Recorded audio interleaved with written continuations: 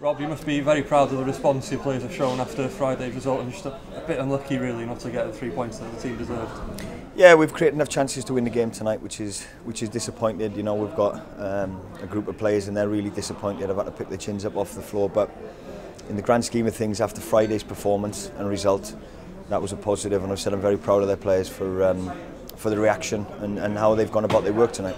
I think they showed the public tonight and on the TV as well that, you know, we've got good players coming through and we can play good football. And I thought against the top of the table team, we made them look average tonight. They lost their focus and they got frustrated towards the end, hence the 2 sending-offs.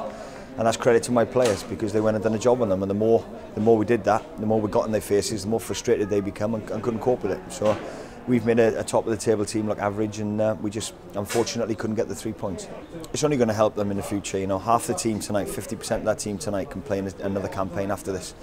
So that's credit to them. You know, we've got young Rabbi just turned 17. You know, Matty Smith, Reece Norrington Davis making his first start for us, 17 years old. So, you know, this experience is going to hold them in good stead for the future. So it's great to see these kids coming through.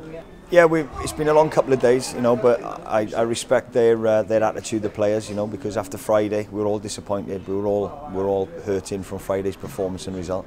Saturday morning it was done. It was a new day. They come down with smiles on their faces. We got the training session out of the way. Their attitude and application was exceptional, and we've taken that into the last couple of days, and then certainly into the game tonight. And that's the reaction you want from players.